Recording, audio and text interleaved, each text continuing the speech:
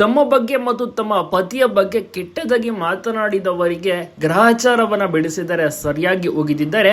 ಬ್ರಹ್ಮಗುಂಟು ಧಾರಾವಾಹಿ ಖ್ಯಾತಿಯ ಗೀತಾ ಭಾರತಿ ಭಟ್ ಇತ್ತೀಚೆಗಷ್ಟೇ ಅವರು ಮದುವೆಯಾಗಿದ್ದಾರೆ.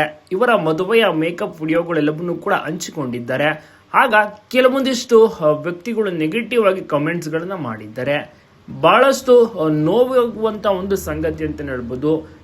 ಮೂಲತಃ ತುಂಬಾನೇ ಚೆನ್ನಾಗಿ ನಡೆಸುವಂಥವ್ರು. ಗೀತಾ ಭಾರತಿ ಭಟ್ ಸ್ವಲ್ಪ ದಪ್ಪ ಇದ್ದಾರೆ, ಜಿಮ್ ಸಹ ಮಾಡಿದ್ರು, ಸಣ್ಣ ಆಗಿದ್ರು, ಏನಿಲ್ಲ ಅಂದ್ರೂ 25-30 kg ಕೂಡ ತೂಕವನ್ನು ಇಳಿಸಿದ್ರು. ತುಂಬ ಚೆನ್ನಾಗಿ ಸಿನಿಮಾದಲ್ಲೂ ಕೂಡ ನಡೆಸಿದ್ದಾರೆ. ಮೇಕಪ್ ಚೆನ್ನಾಗಿದೆ, ಆದರೆ ನಿಮ್ಮ ವಧು ಆಯ್ಕೆ ತಪ್ಪಾಗಿದೆ, ಈಗಿಂದೆಲ್ಲ ಕೆಟ್ಟದಾಗಿ ಕಾಮೆಂಟ್ ಮಾಡುತ್ತಾ ನಗಾಡುವಂಥ ಒಂದು ಇಮೋಜಿಯನ್ನು ಕೂಡ ಕಳಿಸುತ್ತಾ ಓರ್ವ ಮಹಿಳೆ ತುಂಬಾನೇ ರೀತಿಯಲ್ಲಿ ಕೆಟ್ಟದಾಗಿ ಮಾತನಾಡಿರುವಂಥ ಕಾರಣ ಸರಿಯಾಗಿ ಗ್ರಹಚಾರವನ್ನ ಬಿಡಿಸಿದ್ದಾರೆ.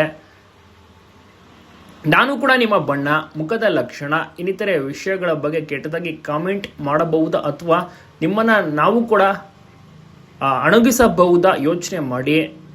ದೇವರ ಪ್ರತಿಯೊಂದು ಸೃಷ್ಟಿಯು ತನ್ನದೇ ಆದ ರೀತಿ ಸುಂದರವಾಗಿರುತ್ತೆ ಎಂದು ನಾನು ನಂಬಿರುತ್ತೇನೆ.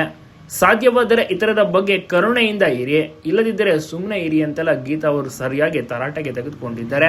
ಹೌದು, ಗೀತಾ ಭಾರತಿ ಭಟ್ ಅವರಿಗೆ ಅನೇಕ ನೆಗೆಟಿವ್ ಕಮೆಂಟ್ಸ್ಗಳು ಬರುತ್ತೆ, ಅದನ್ನೆಲ್ಲ ಇಗ್ನೋರ್ ಮಾಡ್ತಾರೆ.